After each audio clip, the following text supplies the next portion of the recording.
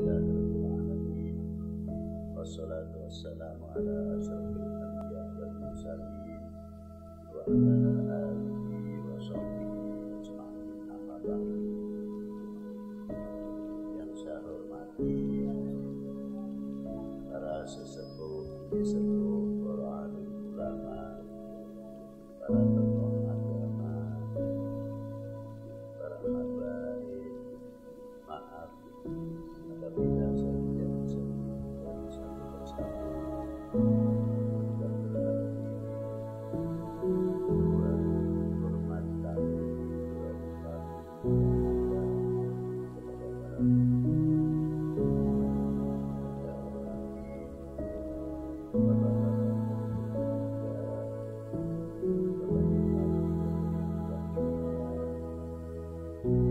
sahabat-sahabatku, saya menganggap sebagai adik-adik saya, Pak Kapolres, Pak Dandim, serta jajarannya, Pak Camat, Pak Danramil, Pak Kapolsek, serta jajarannya, Bapak-bapak dari instansi pemerintahan, sipil, TNI, Polri, yang selalu kita banggakan, dan yang saya hormati Bapak Haji Mustafa sekeluarga, panitia penyelenggara dalam rangka pengajian Maulid Nabi Sallallahu Alaihi Wasallam atau Isra Mi'raj Nabi besar Sayyidina Muhammad Sallallahu Alaihi Wasallam, dan yang saya hormati Bapak Kepala Kelurahan atau Kepala Desa Mulyoharjo sang perangkatnya, Pak RT, Pak RW, hadirin wal hadirat rahimakumullah. Malam ini kita melahirkan bareng-bareng bersama-sama mensyukuri segala nikmat Allah Subhanahu wa ta'ala. Dalam peringatan apapun, intinya itu bukan alam barokah, tapi kita mengutamakan kalau barokah itu tidak usah kita tunggu. Barokah itu selagi ada kecintaan kita kepada baginda Nabi, kecintaan kita kepada para ulama, tokoh agama, untuk persatuan kesatuan, menjalin keukhuwahan, itu barokah itu pasti akan turun. Tapi kalau sudah terselip perpecahan, jangan harap barokah itu akan turun.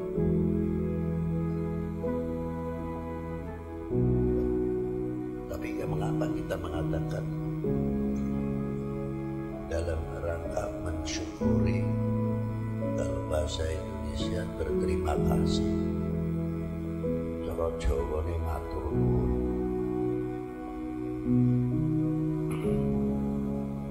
Karena dengan adanya peringatan khususnya, peringatan Nabi besar Sayyidina Maulana Muhammad Sallallahu Alaihi Wasallam, tanpa sebab, dari mulai Nabi Adam, Nabi Syed, Nabi Idris, Nabi Nuh, Nabi Hud, Nabi Soleh, seterusnya dan seterusnya sampai Nabi Musa, Nabi Isa, Zakaria, Yahya, sampai kepada Nabi besar Sayyidina Muhammad SAW. Semua pembawa pencerahan, membawa cahaya, membawa kebahagiaan untuk kita semuanya dari dunia ini sampai nanti akhirat nanti. Yang menjadi pertanyaannya, kalau tidak sebab beliau diturunkan, khususnya Nabi kita Sallallahu Alaihi Wasallam, kita itu tahu apa?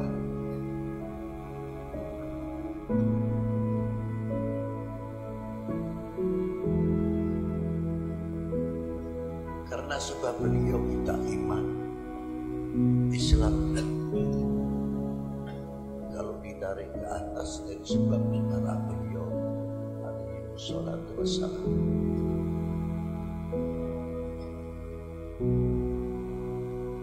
Kita mengerti, bisa memisahkan, membedakan mana yang hak dan mana yang batil, mana yang halal, mana yang haram, mana yang makruh, mana yang mubah, dan sebagainya, mana akhlak yang baik dan akhlak yang tidak baik, akhlak yang terpuji dan akhlak yang tidak terpuji,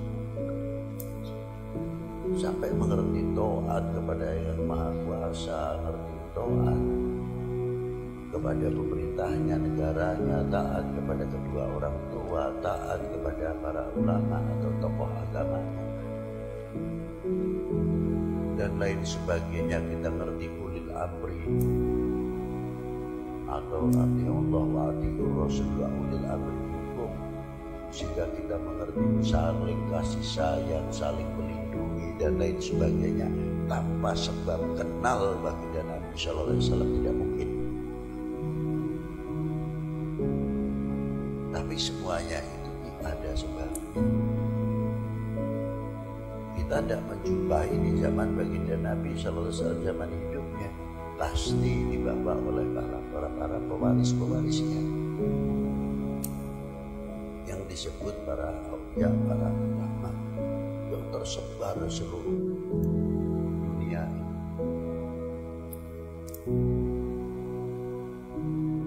Nah, terima kasih kita kepada para beliau. Itu yang sering menjadi pertanyaan kita. Terhadap para beliau memang terlalu tinggi. Yang saya tanyakan, matur nuwun kita kepada kedua orang tua kita aja dahulu.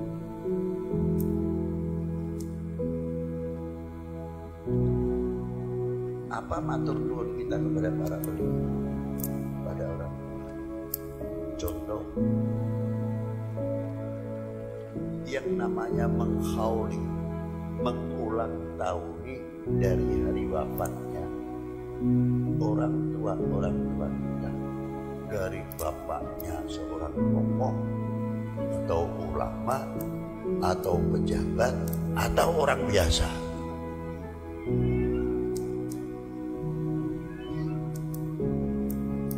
Yang namanya haul itu tidak tergantung mesti harus tokoh ulama.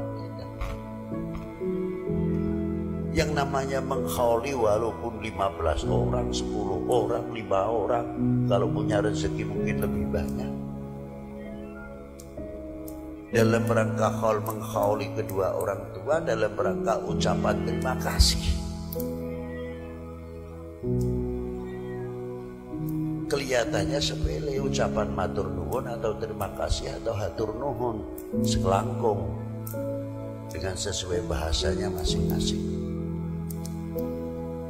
Tapi bagaimana mengsosialisasikan, mengaplikasikan apa yang ada di dalam terima kasih itu sendiri, sehingga bisa membentuk orang yang mengerti terima kasih.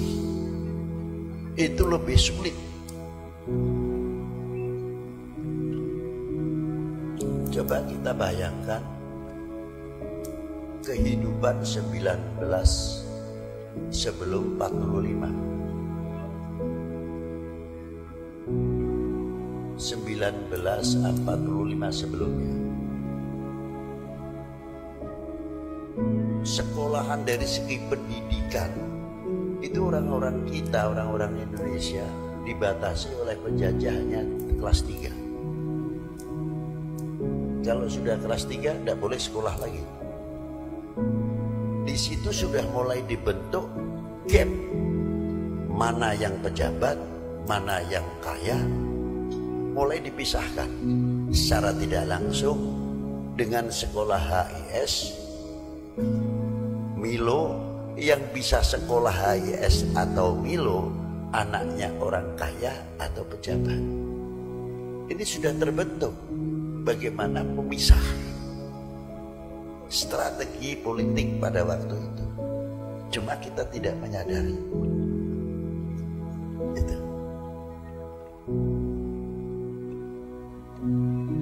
Tinggal orang-orang tersebut pada waktu itu mana yang nasionalismenya kuat dan mana yang tidak.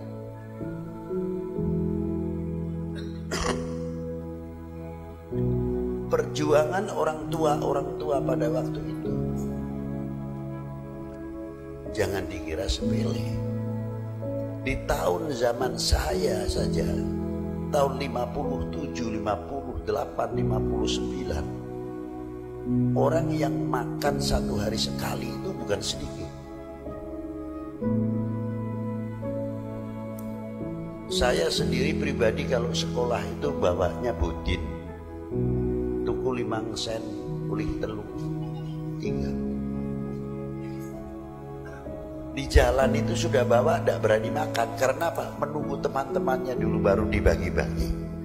Kompaknya pada waktu itu.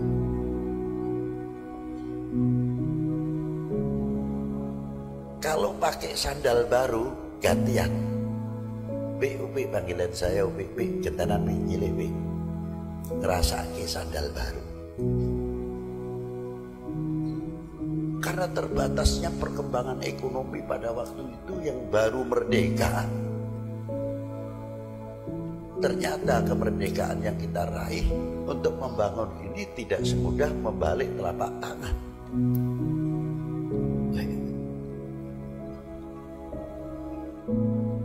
Itu sangat. Rata-rata pekerja orang tua kita ketergantungan ekonomi pertanian. Ya kalau gagal panen jangan tanya. Dan ladang sawah pada waktu itu masih sangat terbatas. Sangat terbatas.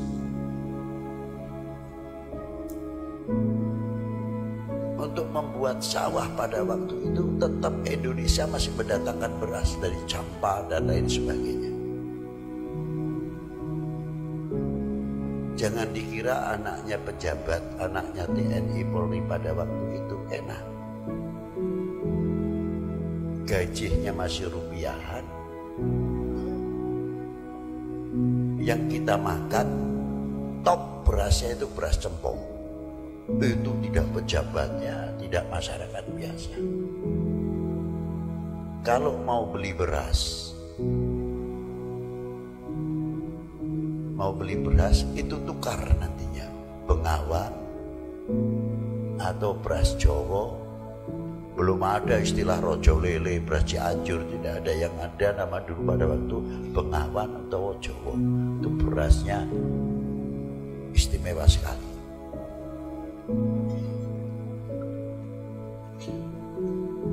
Nah, orang tua kita yang ada di kampung-kampung, mulai dunia pertanian, perdagangan, ada yang berangkatnya jam 1 malam pakai gerobak, itu sebelum 1945. 1945 ke atas juga saya ngalami. Kalau kita di Jakarta itu lihat di tol ataupun mau masuk luar Batang, itu kol doplak itu isinya ibu-ibu pakai sepatu panjang, jaket, sudah di kendaraannya anginnya luar biasa, masuk pelabuhan lelang ikan campur es, dingin sekali. Kita perhatikan. Dalam hati saya, hebatnya kedua orang tua, perjuangannya menjadi pahlawan keluarga untuk mengangkat putra-putrinya. Semuanya itu ada alasan. Tidak mungkin tidak ada alasan. Nah itu. Alasannya apa? Karena dirinya sekolahnya sudah banyak terbatas. Tidak mampu karena situasi untuk bisa meneruskan. Bisa SMP, SMA aja sudah luar biasa. Apalagi ke perguruan tinggi. Nah itu. Itu diantaranya. Luar biasa. Para beliau menyadari hal-hal yang demikian. Tapi satu sisi dalam kurangnya sarana pendidikan, jiwa nasionalismenya, fanatismenya dalam agama, fanatismenya di dalam kebangsaan ini sangat luar biasa. Walaupun makan satu hari sekali, ketenangan, ketentraman kita raih, kita mendapatkannya pada waktu itu. Tidak mudah kita dibenturkan. Kenakalan anak-anak kita itu yang paling nyolong pentil. Kalau sudah ada mangga, serampang. Tapi ada hebatnya, begitu jatuh satu atau dua digepuk, yang satu cari garam dibagi, mudah, aman. Tidak terus ngeratak, itu tidak.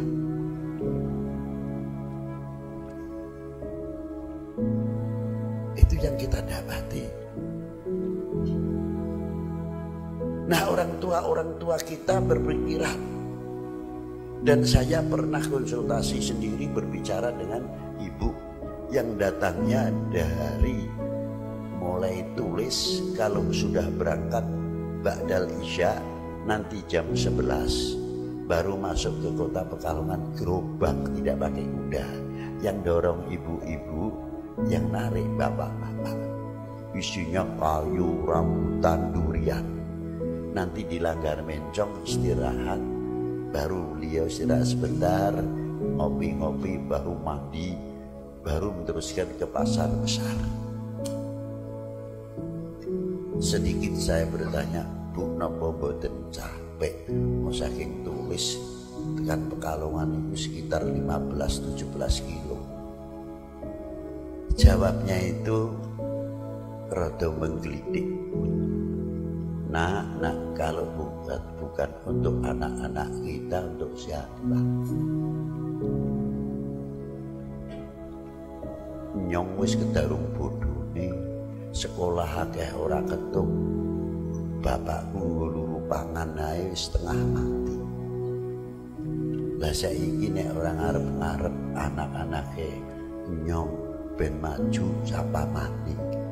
Itu menyentuh jawabannya. Jadi bapak-bapak kita pada waktu itu walaupun pendidikannya rendah tapi cita-citanya luar biasa. Bagaimana cara membangun generasi ke depan?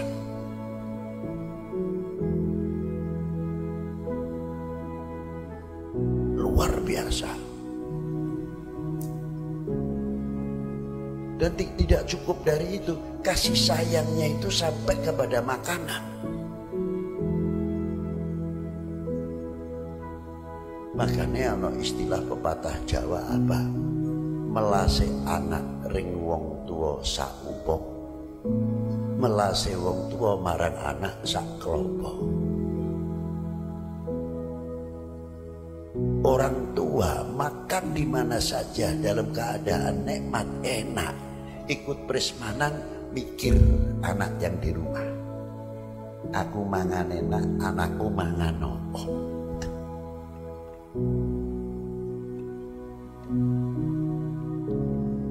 Nah kita kebalikannya, ada ndak seumpamanya kita punya rezeki banyak sedikit lah, pingin nyate entah itu hasil untung jualan apa mampir ke warung sambil makan. Tapi begitu tengah-tengah makan sesuai seleranya umpamanya rawon, gerombyang dan lain sebagainya. Begitu ingat orang tua di depannya, entah ibu yang masih hidup atau bapak yang masih hidup.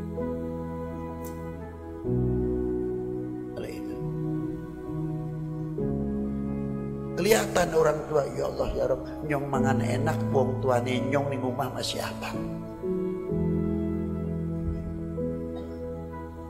Si Sehingga yang satu suap per suap kayak tidak mau masuk. Karena apa? Karena ingat orang tua. Bedanya cuma tidak bisa mengeluarkan air mata begitu saja. Ingatnya kepada kedua orang tua, langsung dia minta bungkuskan dua bungkus untuk bapaknya atau ibunya, salah satu yang masih hidup. Syukur yang masih dua-duanya masih hidup. Itu diantaranya.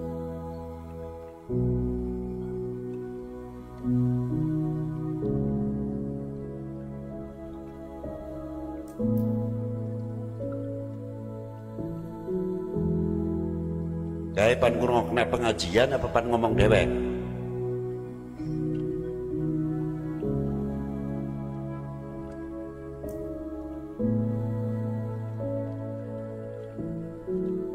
Atau mau mengaco pengajian? Mas Spencer, gir kene be zaman mana? Saya mau tanya itu.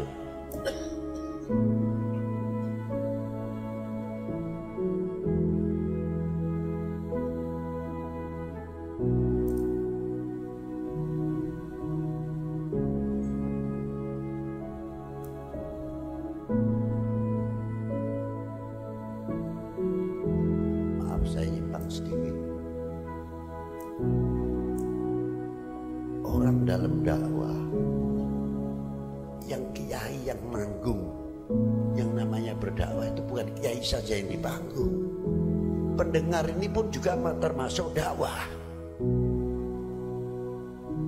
Jadi kita duduk diam itu dakwah, jangan dikira tidak. Apa sebabnya? Dunia nasional maupun internasional akan menilai. Tuh lihat, bila mana pejabatnya yang masih menguraikan pembangunan, yang dari keamanannya, yang menguraikan masalah teritorial, yang satu Kantipmas, pendengar itu luar biasa diam. Itu akan mendukung, apalagi ulamanya, tokoh agamanya akan dinilai oleh nasional maupun internasional.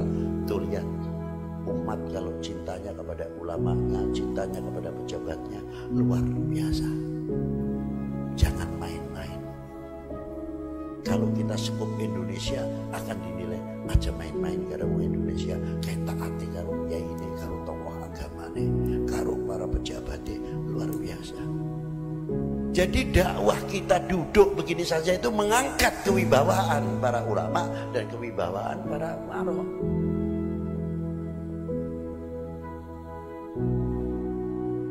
Diantaranya kayak Pak Dandamil masih ngomong, kayak Pak Kapolsek masih ngomong, kita diam. Itu sudah diperhitungkan kekuatan Indonesia, jangan dikira tidak. Tapi kalau kita sudah ngobrol sendiri, seenaknya sendiri, bagaimana kewibawaan pemerintah kita khususnya, dari Polri-nya, dari TNI-nya, dari kiai-nya, dari aparatur negara atau pegawai sipil dan ulamanya sudah ngobrol sendiri-sendiri, dinilai oleh dunia internasional. Indonesia kayak gampang jauh kobok, wis ora kata ate rakyate karo pemerintah, wis ora kata ate umat karo kiai ini sing anggap sepi. Inilah yang paling mudah membuka pintu untuk Indonesia dan umat diobok-obok.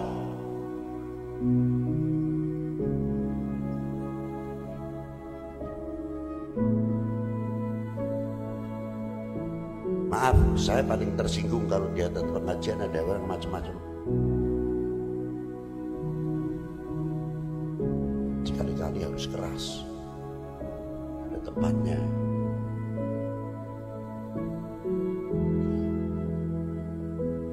Itu pentingnya panjenengan termasuk berdak, sekalipun tidak naik mimbar. Nah itu, ini diperhitungkan.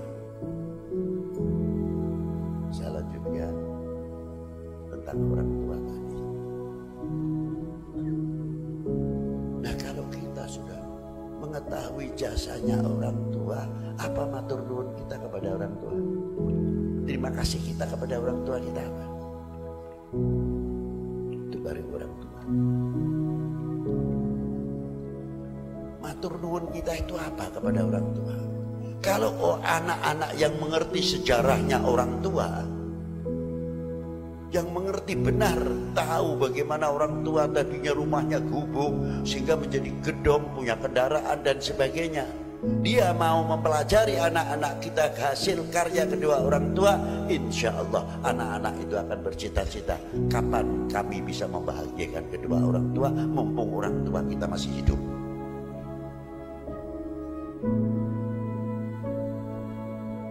Dan bila mana orang tua kita sudah dikubur,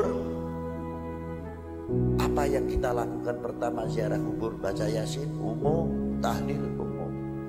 Tapi coba kita duduk, mak, panjenengan kondur ing ngarsane Allah Ta'ala, yang durung bisa membahagiakan mak, yang durung bisa nyenengaken.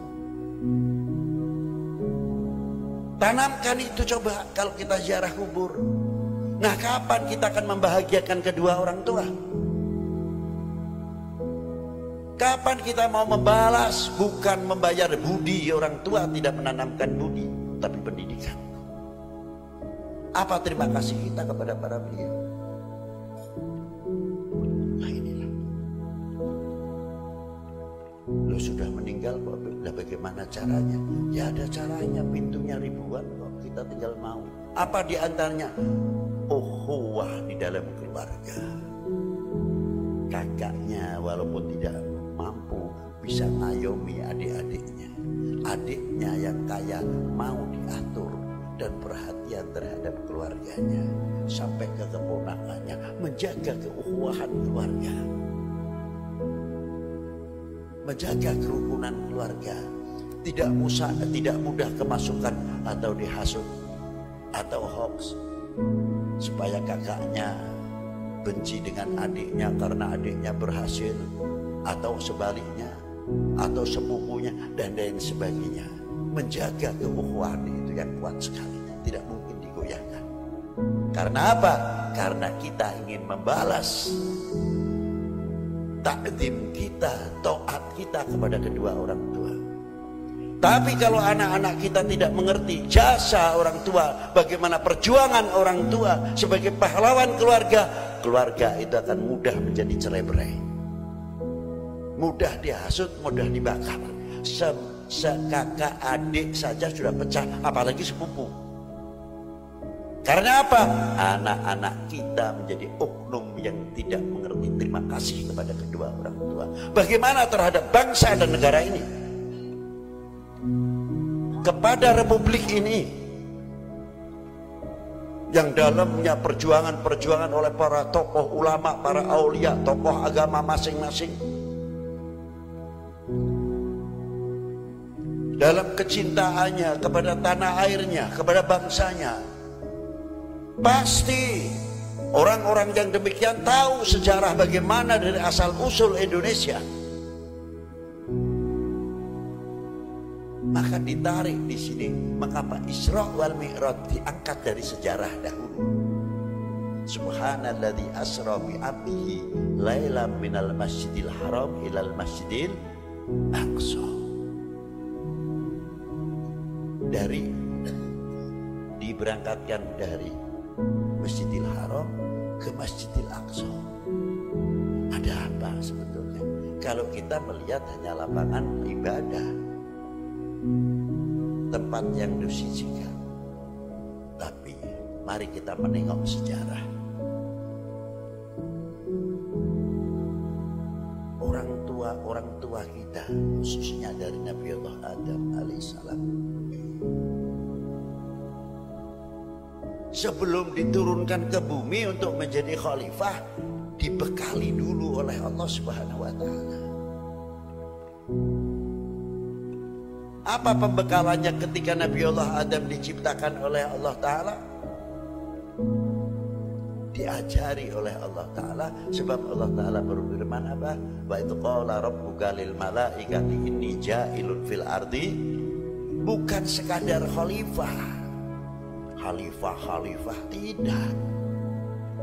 Dibekali oleh Allah Subhanahu wa Ta'ala. Apa diantaranya? wa 'allama Adamal asma'a kullaha. Diajarkan kepada Nabi Allah Adam untuk mengetahui nama buah-buahan, pohon-pohonan apa yang ada di dalam surga. Kalau kita kembalinya menafsirkan pada nikmatnya, walaupun tidak semuanya, artinya besok kayak Nabi buah kayak dia buah, bukan itu sebetulnya. Karena itu jelas. Karena beliau akan menjadi khalifah fil ard, diberi tahu isinya buah-buahan apa yang ada. Ketika beliau turun ke bumi ini sudah siap untuk menjadi petani yang luar biasa, untuk tahu mengetahui tentang tanaman-tanaman dan sebagainya. Bukan dilepaskan begitu saja oleh Allah Ta'ala, tidak, sudah dibekali. Itu hebatnya.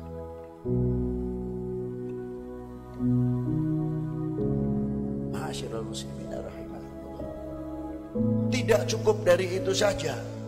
Bagaimana pendidikan Allah kepada calon khalifahnya? Jangan mendekati buah khuldi dan lain sebagainya. Itu pendidikan dari Allah Ta'ala kepada calon khalifahnya yang akan diturunkan di bumi. Bukan sekonyong-konyong khalifah-khalifah atau khilafah.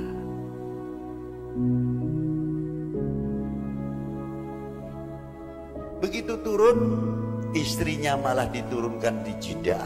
Pertemuannya nanti di Arafah. Nabi Allah Adam di India, digembleng lagi oleh Allah Subhanahu wa Ta'ala. Pembekalan menjadi khalifah fil ard. Maka melahirkan beberapa tokoh yang luar biasa. Siapa? Nabi Allah Syith, Nabi Allah Idris, terus turun ke bawah sampai Nabi Allah Nuh. Terjadi banjir dan lain sebagainya. Dari situ mulai disebut bapak kedua setelah Nabi Allah Adam adalah Nabi Allah Nuh. Melahirkan beberapa keturunan dari Nabi Allah Nuh, dibagi 4 khususnya suku-suku yang besar-besar. Di antaranya suku Arya, Semit, Babilonia, Barbar. Suku Arya yang melahirkan Persia atau Iran, sebagian India, Pakistan. Yang melahirkan Jerman, Jerman Barat, Jerman Timur. Sekarang sudah ada Jerman 1. Austria, Argentina. Ini pecahan daripada suku Arya. Dan ada juga pecahan yang ke Indonesia. Tidak terlepas sebab dari India dulu. Suku Semit melahirkan Timur Tengah dan Eropa. Babilonia melahirkan sebagian Afrika dan Irak. Barbar Afrika dan sampai Mongol dari bapak satu. Jadi kalau secara global manusia itu dimanapun adalah saudara sebenarnya. Maka Allah Ta'ala berfirman apa? Aku telah menjadikan suku bangsa untuk lita'arafu, untuk saling mengenal, bukan lihat wajah. Oh, ini hidungnya mancung, keturunan pasti keturunan A, yang ini sipit keturunan B, dan bukan. Saling mengenal hak-haknya dalam suku bangsa itu, apa perlindungan kita kepada para beliau-beliau, dan sebaliknya untuk kita. Kalau bisa mengamalkan lita'arafu, insya Allah dunia ini aman. Kecil akan terjadi yang negatif-negatif. Karena apa? Kita tahu saudara. Secara pemerintahan berbeda, secara kebangsaan berbeda, tapi manusia satu, dari keturunan satu, Nabi Allah Adam, Nabi Allah Nuh, dan selanjutnya. Nah, kita kenal tidak dengan lita'arafu itu?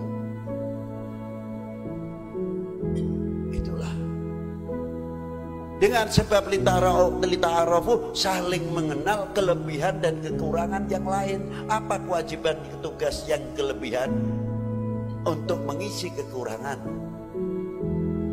atau sebaliknya. Ya dunia ini aman, ora ono perang nih so jalane bener-bener. Jadi makna li ta'aruf itu bukan saling mengenal, tidak. Kowe tiru iman panjang keturunan Arab, Mississippi turunan Cina dan lain sebagainya. Tidak bisa. Itu hanya surah saja. Ma'asyiral muslimin rahimakumullah. Nah, di dalam Masjidil Haram itu ada apa? Ada pembangunan sejarah yang cukup. Ternyata Nabiullah Ibrahim dalam membangun wilayahnya sendiri sulit. Menunggu wahyu. Setelah itu diperintah oleh Allah Ta'ala untuk membangun Ka'bah kembali. Dan dicari tempatnya asal usulnya sejarah ini di mana sumber Ka'bahnya. Terus sampai perintah oleh Allah Ta'ala, dapat petunjuk dari Allah Ta'ala di mana fondasi itu masih ada. Ini kalau diartikan para bapak, para ibu, sangat luas sekali. Artinya kita selaku anak bangsa, selaku umat, jangan meninggalkan asasnya. Fondasinya itu jangan sampai kita lengser. Mari kita bangun, teruskan perjuangan-perjuangan, itu maknanya.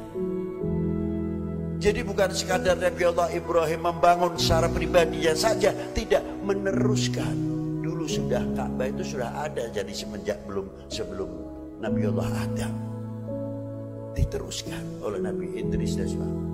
Tapi kena banjir, erosi dan sebagainya, dan digali kembali di zaman Nabiullah Ibrahim. Itu ada sejarah Hijr Ismail, Zamzam, Maqam Yamani dan lain sebagainya. Sampai bagaimana doanya Nabiullah Ibrahim untuk Mekah itu bagian subur makmur atau didatangkan dari luar negeri? Tidak. Allah Ta'ala tidak mendidik ketergantungan kepada orang lain, tapi Allah Ta'ala mendidik Nabiullah Ibrahim membangun supaya kita itu tangan di atas bukan tangan di bawah. Karena Mekah zaman Nabiullah Ibrahim subur, jangan dikira padang pasir seperti sekarang. Madinah pun dulu subur. Sebab apa? Ada gunung berapi yang aktif di Madinah maupun di Mekah. Buktinya apa? Taif sampai sekarang urusan buah-buahan, sayur mayur itu dari Taif sudah luar biasa. 120 km dari Jeddah. Belum pelabuhan Jambu, itu alami pelabuhannya, ikan pertama. Pendapatan ikan-ikan laut yang luar biasa dari pelabuhan Jambu. Daerah strategis itulah maka ketika Rasulullah hijrah bukan mengangkat pedang, tapi pedangnya diganti intelektual yang muncul, ilmuwan bagaimana membangun bangsa ini, membangun wilayah ini, dibuka ladang-ladang ekonomi.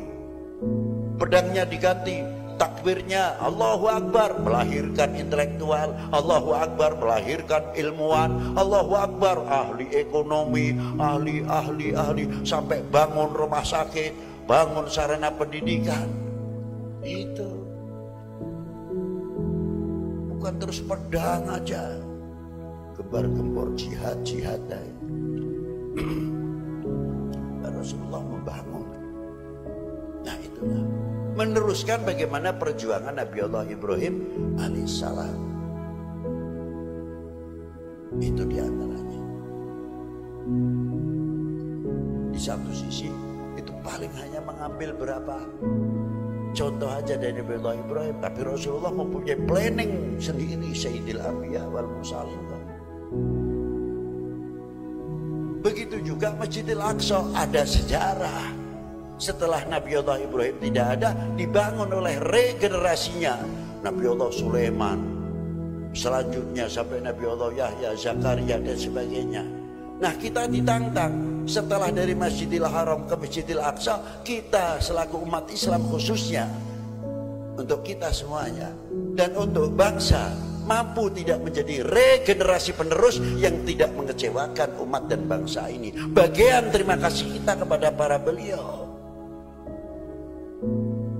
Nabi Allah Ibrahim bisa melahirkan pembangunan Masjidil Aqsa yang dibangun oleh siapa? Oleh anak cucunya yang menjadi para nabi, para rasul. Sinambung perjuangan ini. Nah, kita yang kecil-kecilan, tapi jangan dianggap kecil, Indonesia itu luar biasa. Mampu tidak kita meneruskan perjuangan-perjuangan para beliau, meneruskan perjuangan para ulama, para auliaillah yang ada di Indonesia ini, cukup untuk menjadi contoh mengamalkan isi daripada Isra wal Mi'raj Nabi besar Sayyidina Maulana Muhammad sallallahu alaihi wasallam. Itu hebatnya. Pengalaman wali 9 sudah cukup luar biasa. Dari Rasulullah terus langsung ke wali 9. Mengapa saya katakan demikian? Wali 9 cukup pengalaman, pengetahuan dari mulai Khalifah Sayyidina Abu Bakar, Umar, Utsman, Ali. Selesai di sini. Yang setelah adanya Imam Ali, rame urusannya. Satu sisi politik tinggi dan lain sebagainya. Bagaimana cara trik-trik menjatuhkan Imam Ali bin Abi Thalib. Bagaimana menggoyahkan, padahal pembunuh Sayyidina Utsman sudah dihukum oleh Imam Ali. Menggoyahkan, bagaimana cara menggoyahkan Khalifah Imam Ali bin Abi Thalib dengan menggunakan jubah yang berlumur darah bekas sahabat Utsman yang dibunuh oleh kedua Yahudi. Ini selalu digelar di masjid. Karena apa? Ini untuk menuntut balas. Padahal sudah dibunuh, sudah dihukum orang yang telah membunuh sahabat Utsman oleh sahabat Ali. Mengapa itu? Karena apa? Muawiyah, Bani Umayyah tidak mengakui kekhalifahan Ali bin Abi Thalib. Itu dasarnya itu. Ojo kaget zaman saya ini ojo kaget. Dan bagaimana cara membuat hoax supaya tidak percaya kepada turunan Imam Ali bin Abi Thalib, supaya tidak bangkit keturunan Imam Ali bin Abi Thalib. Dan para pewaris-pewaris yang condong kepada Imam Ali bin Abi Thalib. Maaf, jangan salah paham, di sini bukan Syiah. Syiah pada waktu itu adalah penganut, pendukung, bukan sekte, bukan mazhab. Jangan salah paham. Umpamanya Sayyidina Abu Bakar, Sayyidina Umar, Sayyidina Utsman masih hidup dalam peristiwa Sayyidina Ali, membela Sayyidina Ali atau membela lawannya? Saya tanya, membela Sayyidina Ali atau membela lawannya? Membela Sayyidina Ali. Syiah ngomong apa?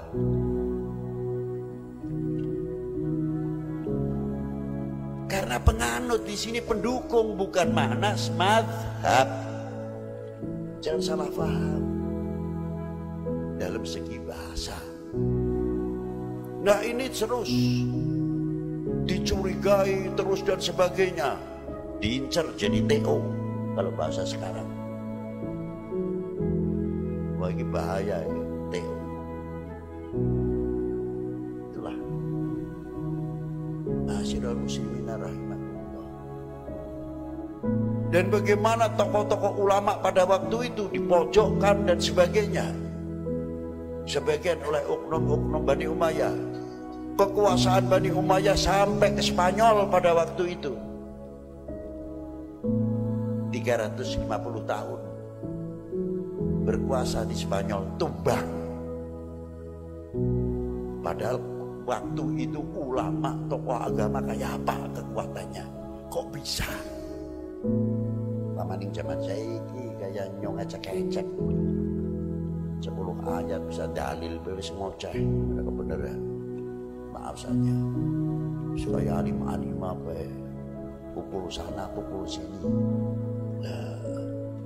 Ngoceh nih nyong tuh ngomong ngoceh liane. Satu contoh. Nah, ulama-ulama pada waktu itu lain. tokoh-tokoh muhaditsin yang luar biasa. Pindah zaman kekuasaan Bani Abbas. Begitu hebatnya kekuasaannya sampai terkenal Harun ar-Rasyid 1001 malam di Baghdad tumbang. Mana semuanya? Sampai tekan Aceh, sampai tekan Palembang, sampai tekan Banten, Demak, selesai. Ada kurang apa pada waktu? Nah, para wali 9 karena pengalaman melihat hal ini kembali rujukannya kepada Rasulullah, khususnya bagaimana Rasulullah single feather dilahirkan sendirian berjuang, dan bagaimana cara perjuangan beliau da'iyan ilallah wa balagha risalah wa addal amanah wa nasahal ummah dan sebagainya. Ditiru oleh wali 9 program ini, dibawa langsung contoh dan kekhalifahan pada waktu itu Bani Umayyah, Bani Abbas dan lain sebagainya. Ini menjadi pelajaran yang sangat mahal. Makanya begitu masuk ke India, ke Indonesia, luar biasa para wali 9, kaya dengan penuh perbekalan. Ma'asyiral muslimin rahimah. Akhirnya kita menjadi umat tahu sejarah. Kita akhirnya menjadi bangsa akan lebih jauh mengenal sejarah. Disitulah nasionalisme kita akan semakin kokoh, semakin kuat, karena kita tahu ruhnya nasionalisme adalah kita mengenal, mengetahui, mengerti sejarah. Semakin kuat rasa memiliki republik ini, masa memiliki kepada bangsa ini akan semakin kokoh. Tapi apabila kita sejarah-sejarah itu sudah mulai digerogoti, disunati, akhirnya bangsa ini tidak tahu sejarah. Contoh wis kakean. Mekah, tempat kelahiran Kanjeng Nabi. Tempat kelahiran Kanjeng Nabi wis dadi perpustakaan, kamaris jemil.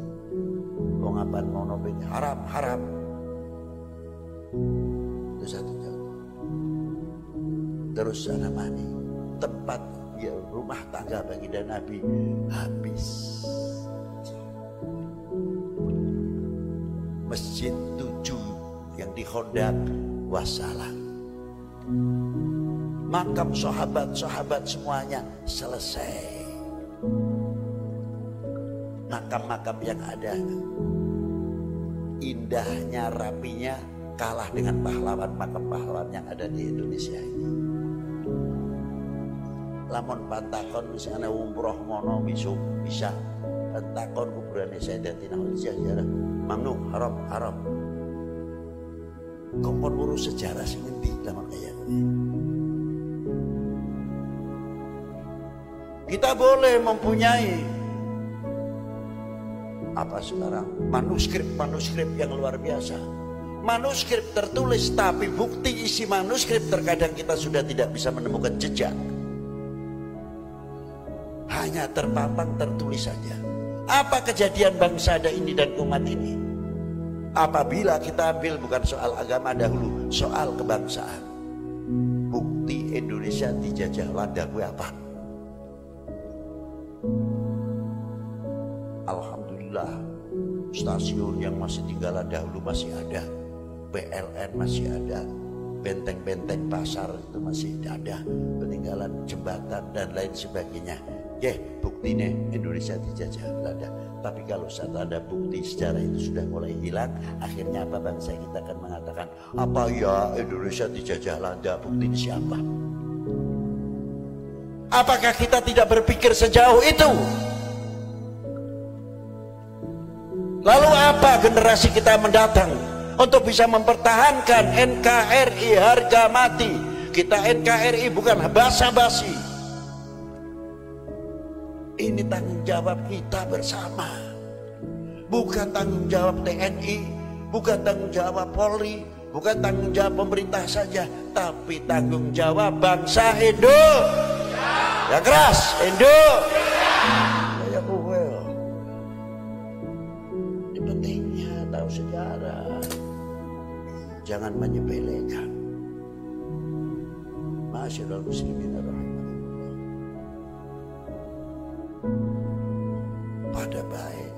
Kalau nasionalisme ada ruhnya, karena nasionalisme yang tinggi luar biasa, tahu sejarah, maka tegaklah kembali sang saka merah putih. Ada apa? Mitos, kultus, dewakakan. Siapa sih dewakakan bendera? Menghargai, menghormati beda karo nyembah. Jauhkan perbedaannya. Karena apa kita menjunjung merah putih? Hasil karya perjuangan para kesepuhan, para pendahulu pendiri bangsa. Ini kita menjaga merah putih. Nomor satu, bagian daripada terima kasih kita, matur nuwun kita kepada para beliau. Sama kita tadi mengholi kedua orang tua. Dan menjadi contoh untuk kita semua. Apa yang ada di dalam merah putih itu mempunyai ruh 3. Kehormatan bangsa, tulis kising wong nom. Supaya itu pembekalan kalian, supaya ada tahu nanti. Yang pertama, kehormatan bangsa, harga diri bangsa, jati diri bangsa, ada semuanya di dalam merah putih. Yang saya pertanyakan, apabila kehormatan bangsa Indonesia diinjak-injak, apakah kalian, kita ini selaku bangsa Indonesia rela? Jawab yang keras. Buktikan kalau tidak. Sama. Harga diri kita kalau diinjak-injak, kira-kiranya kita menjadi bangsa Indonesia terima atau tidak? Kalau kita menjadi bangsa dipecah belah, terima atau tidak? Makanya kita merah putih ini kita tegakkan, jangan sampai pasangnya miring. Tunjukkan tegak, itu pendirian bangsa kami. Harusnya begitu. Capiran dia jawab yang wis ngelih jam 1 mana-mana. Iya sampai mumpluk cangkemnya.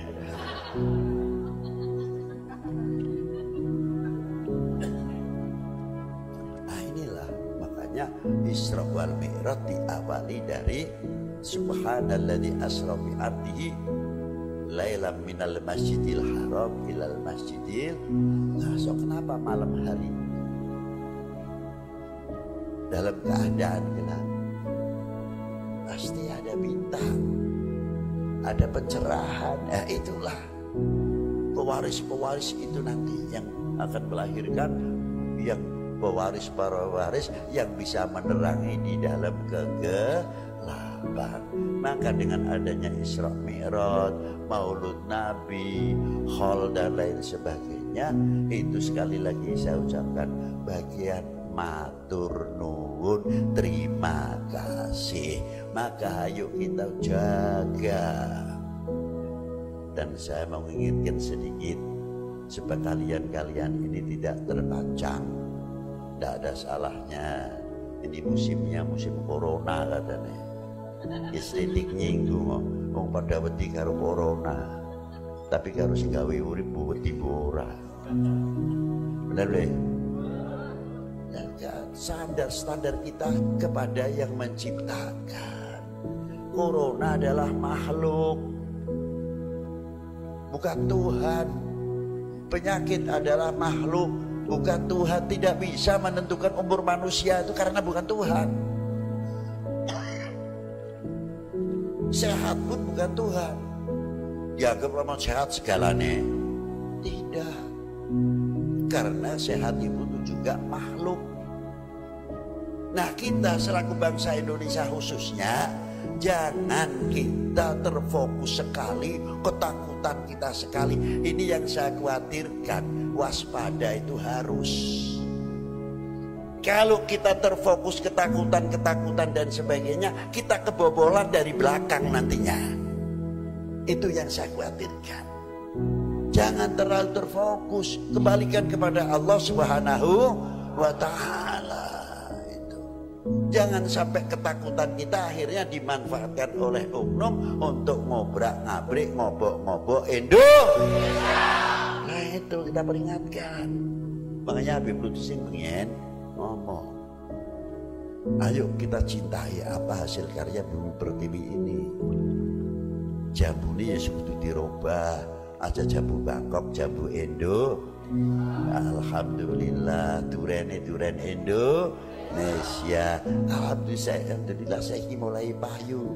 Ning Jakarta Bu apa saya ora wani dia ngomong, duren saking sing negara liya atau piye ora. Ini Pak, ini duren Pekalongan. Ini Lampung ini Pak, ini Palembang. Alhamdulillah jambu ini ya wis ora wani nyebut Bangkok wala siapa. Ini jambu ini Pak, jambu ini mulai kita teruskan pemilikan, merasa memiliki itu, sehingga dengan itu cinta kita kepada hasil karya Bumi Pertiwi akan menunjang dan akan menghidupkan ekonomi Indonesia. Itu nantinya kan itu buah hikmah yang gue, tapi nyong aja terpancing terus corona ini corona. Lah kayak sing medeni untune gede terus kayak Allah wala quwata illa billah. Dongane selamat selagi akeh selawate insyaallah Indonesia selamat. Sing penting iki wis sedadak wae bismene bae. Yang sudah ngantuk nang balik ya aduh jam 1 maning kaya iki. Apa maning wetenge wis kempong ana. Semanten ingkang saged kula sapake, muga-muga Allah taala maringi manfaat bagi dunia wal akhirah. Kita tutup bersama-sama doa. Mangke kiai sing penting benten kesempatan mriki kudu kiai ini kudu donga. Kula tak melu ngami. Semanten wabillahi taufiq wal hidayah wal afu minkum. Wassalamualaikum warahmatullahi wabarakatuh.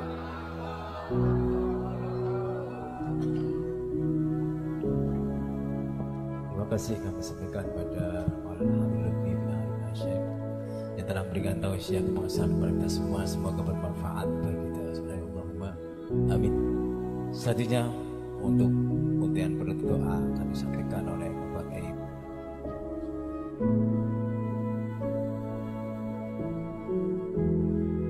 Bismillahirrahmanirrahim. Alhamdulillahirabbil alamin. Hamdan yuafi ni'amahu wa yukafi mazidah. Ya Rabbana lakal hamdu kama yanbaghi li jalalika wa 'azimi sultanik.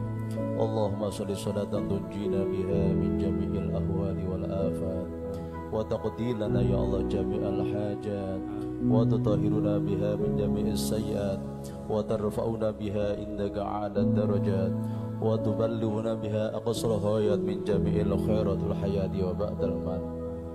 Allahumma inna nas'aluka ya Allah bima akidil izin asyik wa mafatihir rahmat min kitabik wa bil asma'is samaniyatil maktubati ala kulli samsi an tunjiyana ya Allah min jami'il ahwali wal afat wa taqdilana ya Allah jami'al hajat wa taghfiyana ya Allah jami'al muhimmat wa tarfa'ana 'ala darajat wa tadfa'ana jami'al baliyat wa tuhilla lana jami'al muskilat wa tujibana jami'ad da'awat wa tasfiyana ya Allah min jami'il amradi wal alami wad da'at wa tuwasi' lana al arzaq wal halal thayyibat wa barik lana kullal adiyat wal hibat wa tusina lana kullal aqibat wal khatibat innaka ala kulli syai'in qadir.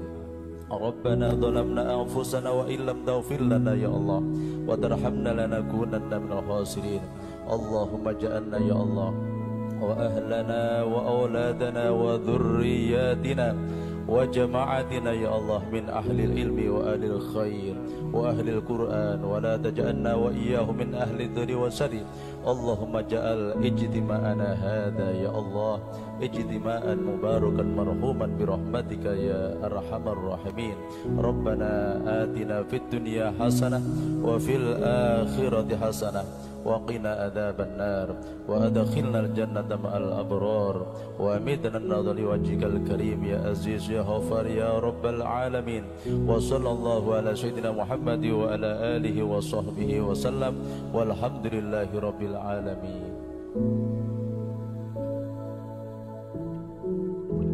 Matur nuwun teman-teman dan doanya. Baik hadirin yang berbahagia, dengan berakhirnya doa tadi berakhir pula seluruh rangkaian kegiatan pada malam hari ini. Mudah-mudahan apa yang kita kerjakan dan kita perbuat pada malam hari ini Allah Subhanahu wa taala ridho, sehingga panjenengan semuanya diselamatkan oleh Allah Subhanahu wa taala berangkat hingga pulang panjenengan. Matur nuwun saya pribadi, Warman Subekti dan sahabat saya Eko yang malam hari ini bertugas menjadi MC-nya pengajian pada malam hari ini. Mohon maaf lahir batin. Assalamualaikum warahmatullahi wabarakatuh. Padang bulan padang